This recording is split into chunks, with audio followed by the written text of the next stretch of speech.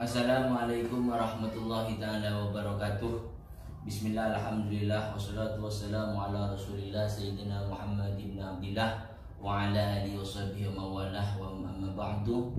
Alhamdulillah, pada kesempatan kali ini kami ingin membacakan hadis Arba'in Nawawi karangannya Imam Yahya bin Syarafuddin An-Nawawi rahimahullah ta'ala. Pada kesempatan kali ini Al-Fakir ingin membacakan hadis yang ke-6. An Abi Abdillah An-Nu'man bin Bashir radhiyallahu anhuma, diriwayatkan dari Abdillah An-Nu'man bin Bashir qala sami'tu Rasulullah sallallahu alaihi wasallam, Rasulullah SAW bersabda, innal halala bayyinun, sesungguhnya barang yang halal itu jelas, wa innal harama bayyinun, dan barang yang haram itu juga jelas, wa bainahuma umurun mustabihatun, dan di antara halal dan haram itu ada perkara-perkara samar yang dalam istilah bahasa Arabnya itu disebut syubhat. La ya'lamuhunna katsirun minan nas, yang mana barang syubhat ini banyak manusia tidak mengetahuinya. Karena apa? Karena syubhat ini memang rentan terjadi gitu. Kalau masalah barang yang halal itu sudah jelas. Yang penting kita tidak menyalahi syariat Al-Quran dan hadis, juga itu sudah dianggap halal. Kalau dalam jual beli transaksi, yang penting sudah memenuhi syarat-syarat jual beli itu sudah halal.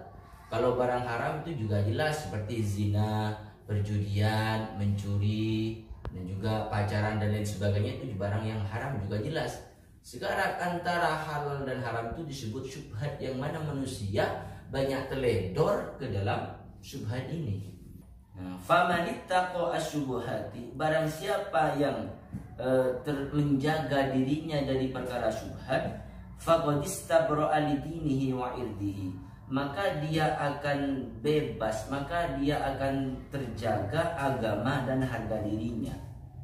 Wa man waqa'a fi syubuhat waqa'a fil haram, dan barang siapa seseorang itu sering melaksanakan syubhat, maka suatu saat nanti akan terjerumus, akan melakukan perkara haram.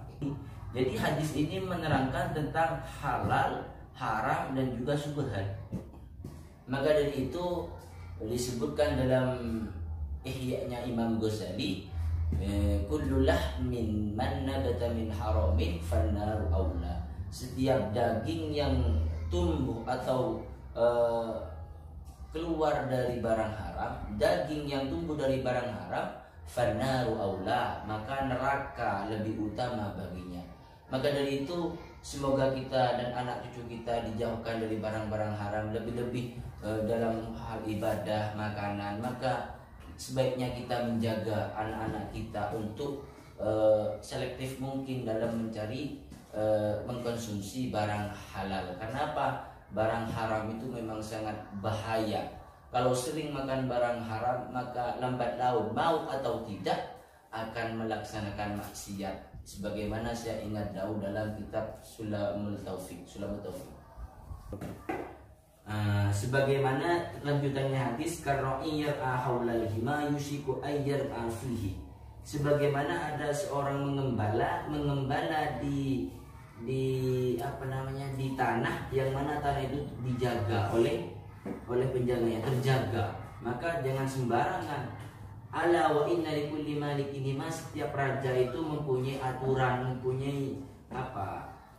aturan masing-masing. Ala wa inna himallahi maharimhu, dan ingatlah aturan Allah adalah apa-apa yang dilarang oleh Allah Subhanahu wa taala.